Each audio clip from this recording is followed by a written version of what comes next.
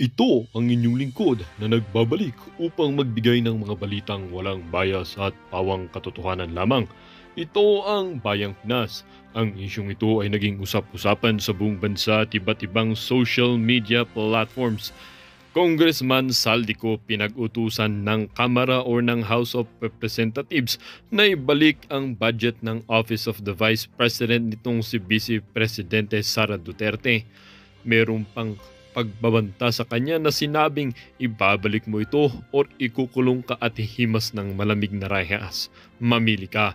Dito nga natin makikita mga kaibigan na kahit sobrang dumi ng ating Kongreso o ng House of Representatives ay meron pa ring mga kongresistang tunay na lumalaban sa katiwalian at lumalaban para sa kinabukasan or at sa kinabukasan ng ating bansa. Dito nga rin natin makikita mga kaibigan ng tunay na kulay nitong si Saldico na ito, pati na rin ang kanyang boss na si House Speaker of the House Tambaloslos Romualdez ay tila ba lumalabas na nga ang kanilang tunay na kulay. Although matagal na nating alam na ang kulay nitong si Tambaloslos na ito ay tunay ngang hindi mapagkakatiwalaan, ngunit ang kanyang ginagawa ngayon ay sobra ng palala, hindi na nababawasan kundi padagdag na lamang ng padagdag ang katiwalian, katarantaduhan at kabalbalan na pinaggagawa niya habang siyang House of Representatives. Di bale, itong tambaluslos na ito ay bilang na ang kanyang araw. Sana mga kabayan na mamili po tayo sa susunod na halalan ng kongresista at ng ating House Speaker na tunay ngang maintegridad at paninindigan sa bayan at pagsilbi sa bayan.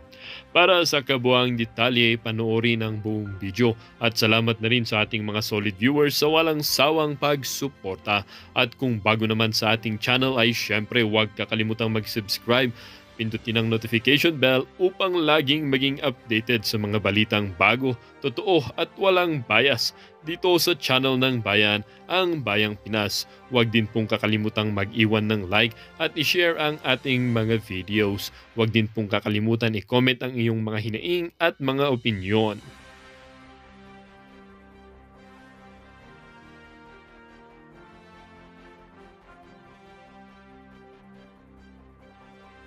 I-fake news nyo na ako kung gusto nyo i-fake news. Naka 900,000 votes ka na. Babanatan mo ng ganyan si VP kung hindi kayong may hawak ng budget at hindi ganun kalakas ang loob mo na yung mga kasama mo dyan at yung ibang ahensya ay hindi makakapalag sa'yo dahil kayo nga naman dalawa ni Tamba ang may hawak ng budget ng buong Pilipinas. Sige nga, sinong maglalakas ng loob na paparatangan ang Vice President maliban sa mga makakaliwa at saka sa mga makabayang black dyan sa House of Representatives at yung mga woke sa sa social media. Sino magpaparatang na ganyan na government official na babanatan si BP Sara na ninakaw niya ang confidential fund? Sinabi ba ng COA na ninakaw ni VP Sara ang confidential fund? No wonder isang araw pagising namin, meron din makapansin sa mata at ilong mo nag-iiba dyan sa House of Representatives. Baka meron din kaming mabasa ang post, yung ilong ni Saldico, mata ni Saldico parang may something. Huwag kong ganon. Alatagan niyo ho kami ng ebidensya. Si BP Sara, napakasimple. Anong sabi niya? Ang nasa NEP, ibig sabihin ho ng NEP, yun ho talaga yung budget. Ay yung budget for 2024, for example, yung NEP ng 2025, nandoon ho lahat ng budget ng ahensya, nakalagay ho doon. Yun ho ang sinasubmit ho nila dyan sa House of Representatives para pag-usapan. Naintindihan nyo? 5 million. 5 million. Diyan sa pagpapatayo ng mga pag-repair at pagpapatayo ng mga school building, ng mga silid-aralan. Anong gusto nung nakipag-usap kay VP Sara? Gustong nenukin. Nakikipag-usap na di pa tapos ang budget deliberation, mga walang hiya. Nung hindi ho nila makumbinsi itong ali, nagdagdag ho sila ng 10 bilyon. Yung 10 bilyon ho, hindi kontrolado ni Vice President Sara Duterte, ang kakapal ng mukha nyo. Ang kakapal na mukha nyo, kayong mga congressman dyan sa House of Representatives. Dahil hindi nyo makumbinsi yung ali dun sa 5 billion, yung NEP na hindi naman rini-request yung at karagdagang 10 billion para sa pagpapagawa ng mga silid-aralan, idinagdag nyo sa budget ng Department of Education. Ngayon, yung 10 billion, walang control ang DepEd doon. Ang kakapal na mukha nyo, tapos sasabihin mo, nako, pag sinabi ng COA, ninakaw ni VP Sara, yun pa lang ang pagnanakaw. Pero pagka nanggagaling sa isang congressman, hindi ko sasabihin yun. Pero pag nanggagaling sa isang blank na congressman, ang word na stolen, wag ho kayong maniwala. Anak ng tokwa. Says VP Sara stole confidential fund. Kung yan nung mga litanyang yan, manggagaling sa isang congressman na merong napakagandang track record base dito kay Senator Villanueva. Sir, compliment yun kung di mo alam. Meron nga lang pagka-sarcastic ng konti. Puntahan nyo yung video nitong si Joel Villanueva. Ha? Ang dami hong magagandang review. Ang dami hong magagandang tinura nitong si Senator Joel Villanueva dito sa nagsasabi kay VP Sara na ninakaw daw ho niya yung confidential fund. Ano ka? Congressman ka na? Kuha ka pa? Langya ka? Huwag hong ganun. Huwag niyo ho kaming paandaran ng ganyan, okay? Ito, baka sabihin, yung Philippine Star, ganyan lang naman talaga yan. Isa lang naman sa mga panggulo sa Pilipinas, wala nang ginawang matino yung Wait lang. Punta tayo dito sa mga kaibigan ng Philstar. O, edi punta ho tayo dito sa ABS. Ayan. Habang naglalakad ho itong si Saldico, siyempre tatanungin ho yan. Walking with question and answer. Yung Howie Boys niya, di nakaporma eh. Ito bibigyan ko na ho kayo ng heads up. Halos hindi makasagot dyan itong si Saldico. Yung tipong lalakad siya, hindi mo alam kung sasagot ba siya o Sir, relax ka lang Relax ka lang. Kung pinaplano nyong kasama yan sa script nyo, just sa plan nyo, just stick to the plan, na papalabasin na ninakaw ni Bibi Sara yung confidential fund. Kasi masusunog kayo dyan, sa totoo lang. Pagka umabot yung punto na, sige, ilabas na natin kung saan natin ginasta yung confidential fund. Ipapaliwanag, kaso sasabihin nyo, hindi justifiable yung na yan, mga paggastos na yan. Confidential fund nga Confidential fund, ginagamit yon para mapabilis ang trabaho, mga anga, kasi wala kayo noon, kasi hindi kayo tuloy nyo, hindi kayo, si VP Sara may confidential fund kasi nagtatrabaho, maraming ginagawa, maraming kalaban. Mga makakaliwang grupo, drogista, linalayo niya yung ating mga anak sa illegal na droga. At saka sa pagre-recruit ng mga makakaliwang grupo. Nililinaw ko lang ho sa inyo mga kababayan, yun ho ang gamit ng confidential fund. Mailayo sa pang-aabuso ng mga kabataan, sa illegal na droga, at sa pangre-recruit ng mga kaibigan nitong si Franz Castro. Malinaw. Kaya meron ho siyang confidential fund kasi yung utak niya sobrang galing. Ibig sabihin itong mga buhaya na to, kaya walang confidential fund dahil mga tuloy nyo ho. Balat sibuyas yan di ba? Ang paliwanag nyo, bakit nyo kailangan magdagdag ng 10 billion sa budget ng DepEd, gayong rene-request lang na pang-repair at paggawa ng classroom, 5 billion. Mga walang iya kayo. Yun ang ipaliwanag nyo, yun hindi nyo sinasagot yun kasi may problema yon. Ibig sabihin, kayong dalawa ni Tambaluslos at ikaw Saldico may control talaga ng budget ng sambayan ng Pilipino. Imagine, Comelec, hindi man nagre-request ng, magkano ba yun, 10 billion ba yun or what? Basta, nasa ganon, billion din ang pinag-uusapan dyan. Hindi naman nag-request ang DepEd. Gulat sila, ba't merong ganyan? Pang People's Initiative palang anak ng Petrang Kababata. Mga tangang to, kala siguro maiisa ang taong bayan. Ito mga kababayan, pakinggan nyo itong ambush interview dito kay Saldico. Galingan mo, sir. Galingan mo. Lasyat mo na yan. Sabihin ko sa'yo, maling tao kinakalaban mo. Kung noong panahon ni dating Pangulong Rodrigo Duterte, hindi nakalkal ang mga kabulukan mo at hindi na-emphasize sa buong sambayan ng Pilipino, relax ka lang, sir. Si Senator Joel Villanueva, opening salvo pa lang ho yan. Pero huwag kang mag-alala. Hindi ako magre-react doon sa mga sinabi niya. Baka masama ako sa demanda, mahirap na. Eto mga kababayan, pakinggan ho natin itong si Saldico. Sige, sir. Sir! Okay. Sige, sir.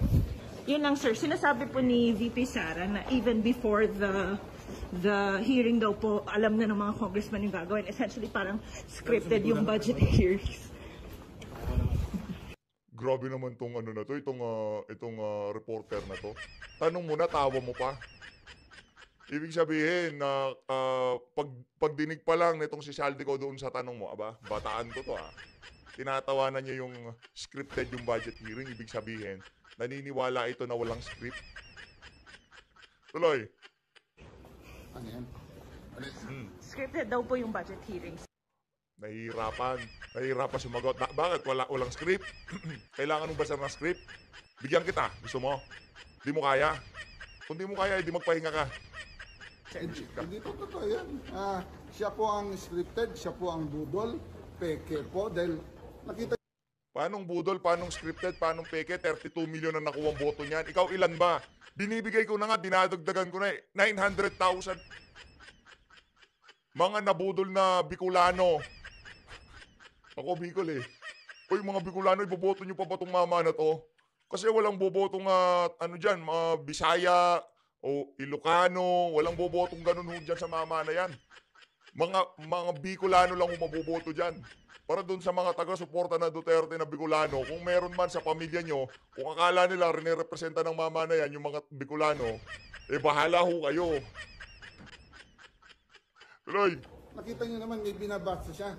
Pinaral niya na meron siyang mga kakampi. Kailangan ho, kasi kung di nyo ho nalalaman, sir, kailangan ho magbasa ni VP Sara. Kasi abogado yan, kailangan detalyado. Kailangan nilalatag ho ang ebidensya. Di naman ho kagaya ng ibang mga madadaldal dyan sa House of Representatives. Kesyo ninakaw daw. Wala naman nilalatag na ang tawag dito, na ebidensya. Siguro sabi ni Tamba, sige mag-all out ka na dyan. Banatan mo na. Na nag-abogado sa kanya, nandun na. Si minute. Di ba? Teka, ano nag-abogado sa kanya? Teka lang, Saldico ha. Huwag mo kaming lokohin. Huwag mo kaming linlangin. Ano nag-abogado sa kanya? Pinagtulong-tulungan nyo yung ale. Di lang kayo umubra. Anong... Ay, nako. Ayos ka. Nako. Huwag ganyan. Pangit yan. Ayaw niya talagang sumagot sa confidential fund dahil hindi niya kaya ipaliwanag. Kasi ninakaw niya yung pera. Kasi hindi naman yung budget deliberation dyan sa committee mo ang perfect forum para sagutin niya yung mga tanong nyo. Mga kababayan, wag ho kayong magpadisib hindi ho korte yun. Hindi ho korte na kailangang sumagot ni VP Sara doon sa committee na yon, okay? Ginagawa lang ho nilang korte para kumbaga maging trial by publicity. Ito tatanungin namin si VP. Pagka hindi ka nakasagot dito, sambayan ng Pilipino, magsinuod kayo. Tatanungin natin si VP sa confidential fund. Which is mali, hindi yun ang forum para doon sa mga ganong klaseng katanungan. Yun ang gumagawa nun, ang COA. Nagpapaliwanag si VP Sara sa COA. Ang tanong, bakit hindi kailangang magpaliwanag dyan sa House of Representatives? Dahil mga politiko kayo at pupolitikahin nyo lahat ng tanong na ibabato nyo kay VP Sara. Punta tayo doon sa balanse, kumbaga makakakuha ng parehas na tanong at makakasagot ng akma itong si VP Sara, which is ang COA. Sa inyo hindi naman. Tatanggapin nyo pa, for example, sinabi ni VP Sara, doon sa 125 million, for example lang to, halimbawa lang hindi ito ang paggasta niya doon sa, yung 5 billion, ginamit ko para sa mga sa intelligence ng mga makakaliwang grupo na nagre-recruit sa mga kabataan. Pinabantayan ko ang mga ganito yung binayad ko sa mga tao. Tatanggapin nyo ba yon? Sasabihin nyo, meron namang NTF-L ka, meron namang ganitong ahensya, bakit di nyo na lang kayo nagpatulong sa kanila? Proseso nga yun. Ang gamit nga ng confidential fund para ma-shortcut lahat ng bagay, mapabilis. Yung birokrasya kasi mabagal.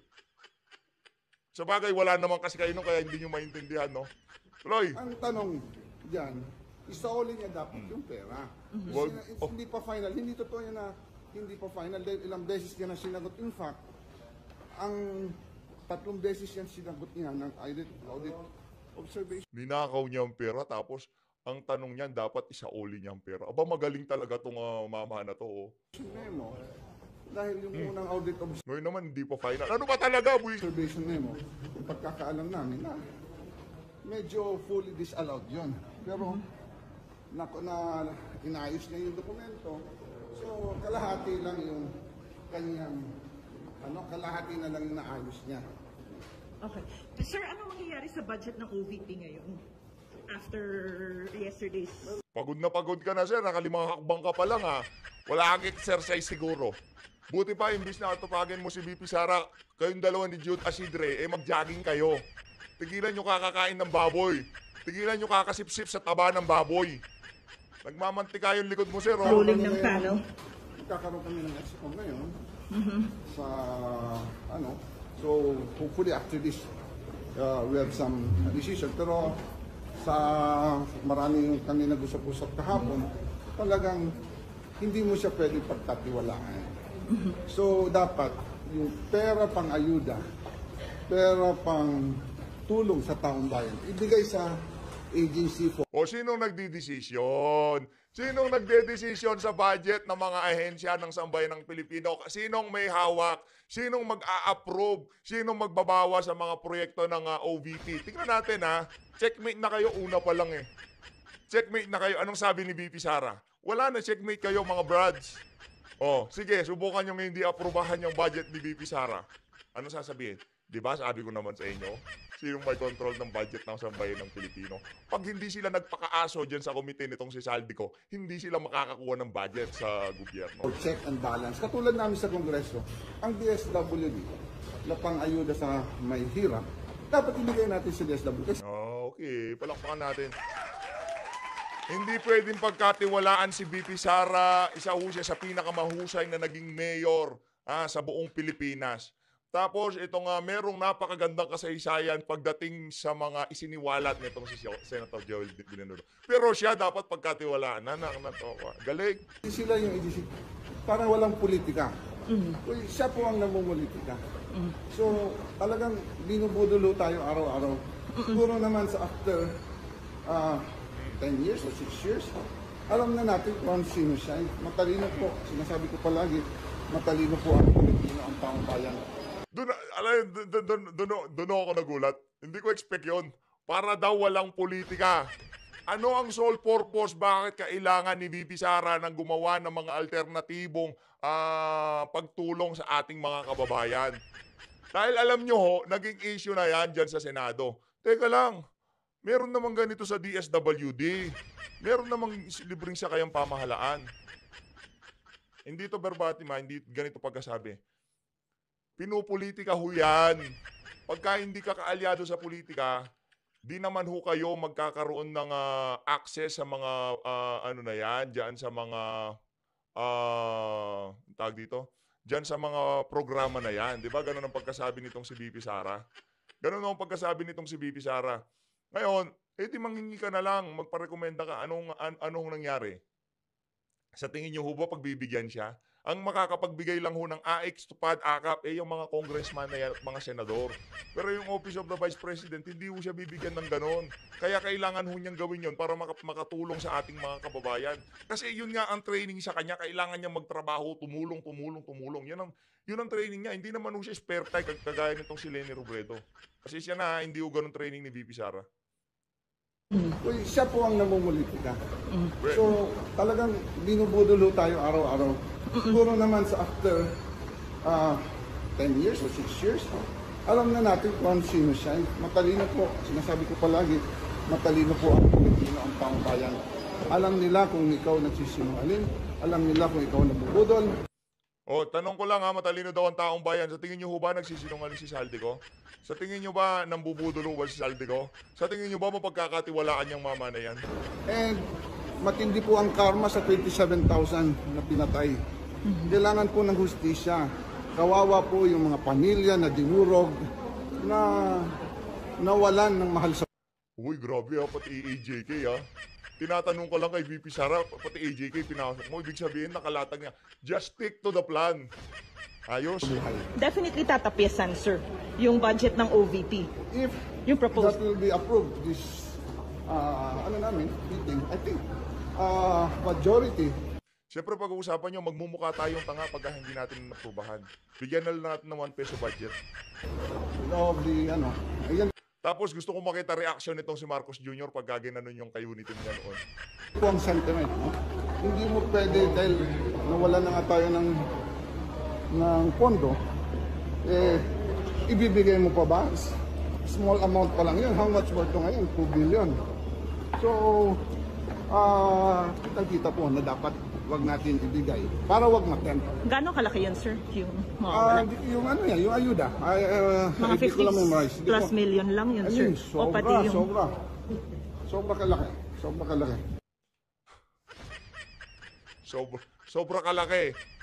Sobra kalaki daw. Yung 2 billion na budget ni VP Sara doon sa mga programa niya, 2 billion. Pero itong mga congressman na to, balita natin, mahigit 1 billion isang araw ang pinamigay doon sa serbisyo fair nila sa Davao City. Di umano, mahigit 1 billion. Yung 2 billion sa loob ng isang taon, sobrang laki daw, sabi nitong mama na to. Pero, yung 1 billion, mahigit 1 billion sa isang araw, hindi malaki. Palakpakan ho natin. Huwag mo kayo magpabudol. Okay, thank you, sir. Ayun na nga mga kababayan, dito na ho natin tatapusin ang mga pambubudol dito si Saldi ko. Ngayon naman, pakinggan ho natin itong si dating Presidential Legal Counsel, Secretary Salvador Panelo. No? Kung ano mga punto de vista niya dito. Ito, mga kababayan, malupit ho to. Si VP Sara talaga ang target. Ito. Tuloy, game. Ng Kongreso na talagang ang may control dyan, palaging ang Speaker at yung Chairman ng House on Appropriations. Yan na talaga yan. Wala nang magagawa. Ang problema dyan, matagal ko nang sinasabi, yung bicameral committee, pagkatapos maaprubahan sa House of Representatives at sa Senado, yung budget, dumaraan pa sa bicameral mga kinatawan ng dalawang sangay na yun. Pagkatapos, yung hindi nila napag-usapan doon sa dalawa, ini-insert nila doon at yun ang lumalabas. Para sa akin, that's unconstitutional. Kaya matagal ko na sinabi, they have to question this bicameral committee. Wala namang umakit. Correct. Attorney, ang daming agencies, nagugulat sila. Pag-release ng budget, pagdating sa printed, nagugulat sila. Like, di ako nagkakamali, sa DPWH, 170-something billion din na tinanong, hindi rin nila alam kung bakit nagkakaganon. Kaya correct po kayo, attorney. Dapat po talagang masolusyonan ng ganitong patakaran ngayon o yung ginagawa ngayon sa House. Pero kaugnay niyan, attorney, sinabi ng ilang mambabatas na posibleng ibigay lamang sa OVP ang naayong budget batay sa mandato nito at depende sa magiging resulta ng susunod na pagdinig sa budget ng OVP para sa taong 2025. Ito yung 2 bilyong piso po, attorney. Irrelevant naman kay Inday Sara. Sinabi niya, I can do without. Kung ayaw niyo, diwag. Pero kung ayaw, it does not come to that. Kung i-zero budget nila, mukha namang hindi. Mukhang gagawin lang 50%. Correct. Pero kung i-zero budget nila, may problema sila dyan. Kasi that will be a grave abuse of discretion amounting to excess or lack of jurisdiction. In which event, Inday Sara can go to the Supreme Court and question that. Hindi mo naman pa pwede yun. Dahil opisina yan Kailangan, lalo pa vice presidente, pangalawang posisyon, pinakamataas sa hierarchy ng political leadership dito sa ating bansa. Pero yung 50%, hindi, wala yun Kahit na walang budget, tatrabaho. Kaya ang kagandahan dito. Kaya mahal ito ng taong bayan. Correct. Walang agenda Walang agenda siya. Bahala. Tayo ay naniniwala doon. Kaya mahal ng sambayan ng Pilipino itong si Madam Sara. Pero itong mga ano na to, itong mga woke sa social media, wala naman silang alam sa politika at bumabase lang sila sa post ng mga biased mainstream media. Tuwang-tuwa sila pagka meron silang nakikitang post. Aral-aral muna kasi bago mumira. Huwag yung bibira ka, wala ka namang alam Hindi nyo naman, lugar nyo lang kung laro lang kayo. Kung gusto nyong malaman talaga yung politika, pag-aralan nyo na maigi. Hindi yung pagka nakakita kayo ng post, analyst na kayo kagad. Huwag kayong gumaya kay PH Update. Siyadong nagmamarunong. Hindi, nagbabasa lang naman, nagre-react lang tayo. Diba? Ganun lang naman. Kaya sa buhay niyo, basta ako magtatrabaho, sabi niya. Correct, attorney. Tama po kayo, pero parang medyo mahirapan tayo makapagtrabaho kung medyo bitin-bitin ang ating budget, attorney, no? Kung kakalahatiin, ano kaya mga solusyon na gagawin dito ng ating VP? Like, support na lang din ng mga ibang departments or government agencies sa mangyayari dito. Madali lang naman yun eh. All you have to do, kung wala kang budget, di tumakbo ka sa mga departamento, may ka ng ayuda. Bibigay naman yun. Meron naman silang budget eh. Correct. Exactly on point, attorney. At ano naman po masabi niyo, attorney, sa planong impeachment laban kay VP Sara dahil sa issue ng confidential fund? Unang-una, yun yung confidential funds as a ground. Hindi yung impeachable yun. Number one, yung pondo ng confidential, yun ay galing sa Office of the President. And the President has the power and the right to have confidential funds for obvious reasons, security. At nung humingi si Inday Sara, dahil nga sanay siyang humawak ng confidential funds laban sa mga kalaban ng Estado, Correct. binigyan kaagad siya ni Presidente Marcos Jr. So paano masasabing unconstitutional yun? Yung pondong yon galing sa Presidente at binigay niya para gamitin doon for the purpose for which it is intended. So wala ka na, paano mo sasabihin na illegal yon? Number two, yun naman hong sinasabing yung 73 billion something na sabi ng COA, sabi niya, medyo hindi yata tama yung paliwanag ninyo. Kaya meron kayong notice of disallowance. Yung ginagamit ng Kongresong yon, hindi yun dapat ginagamit pa yon kasi premature, hindi pa pinal. So pag hindi pa pinal, bakit mo gagamitin? Kasi there are many instances where the attorney, pinapasa-oli na nga eh. Hindi pa nga final yung notice of disallowance. Itong si Saldico, sa sobrang advance mag-isip, kailangan na daw isuoli ni VP Sara. Ganyan nung katindi. Baka bangag din. COA gives a notice of allowance and reverses itself pagkatapos mapaliwanagan. So malabo na yon. Pangatlo, merong pending sa hukuman, Supreme Court, on the question of the legality of the confidential funds. Kaya dapat talaga hindi nila pinag-uusapan yon. Maliban pa sa pinag-usapan na nila nung dalawang hearings sa nakaraan, in fact, they decided na huwag nang bigyan siya ng confidential funds. Talagang pinopolitika lang siya. Yun ang maliwanag doon. Correct. Napakalino, attorney. Kaya yan, Franz Castro, napakalino ng advice ni Attorney Salpanelo. Makinig ka ng mabuti para hindi ka magkamali sa tuwing may budget hearing dyan. Ay no, mahirap dito, attorney. Talagang napakalino. Pamumuliti ka talaga to. Alam naman natin, nakalaban ng Estado, itong sila Franz Castro, na yun yung masaklap, nakipagkunay ibang ating pamahalaan. Pero sa ibang usapin naman, attorney, ito po, patungkol naman sa ating foreign direct investment. Ito, kung ang Kamara, sa ibang usapin, iniulat ng Bangko Sentral ng Pilipinas na bumagsak ang net foreign direct investment ng bansa nitong Hunyo sa $394 million mula sa $555 million noong nakaraang taon. Mas mababa rin ito, Attorney Sal, sa 510 million na naitala noong buwan ng Mayo. Pinakamababa rin ito, Attorney, mula sa nang maitala ang 314 million FDI noong April 2020 kung saan kasagsagan ng COVID-19 pandemic. Ano po nakikita ninyo dahilan, Attorney, kung bakit ganito patuloy yung pagbagsak po ng banyagang nais mamuhunan sa... Sino ba namang nasa katinoan na pupunta sa Pilipinas? Nakikita naman nila presidente bangag. Very unstable ang pamahalaan. Walang ginawa kundi mamulitik at mangurakot itong mga buhaya na to. Di pa natin alam kung gagera tayo o ano, di ba? ating bansa. Unang-una, hindi nakataka-taka na nawawala yung mga investments. Kasi nga, alam nyo ang investor ng isang ibang bansa, dayuhan, ang unang tinitingnan niyan ay yung peace and order. Correct. That's one.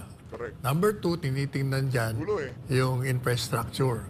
Number 3, tinitingnan dyan yung stability, political instability. Ay yung tatlong yun, nakikita nila, medyo may problema tayo sa peace and order. nagbali ka na uli. Yung crime rate, umakyat na. Yung drugs, nandiyan na naman. May resurgent. Pagkatapos, itong infrastructure, nakikita naman natin. Ito mo yung nangyari sa floods. Yes, correct. Paano Attorney. ka mag-i-invest ka rito, pupunta ka sa lugar, tapos babahayin yung buong lugar mo. Oh, kaya hindi yung katakatakan na nag-aalisan.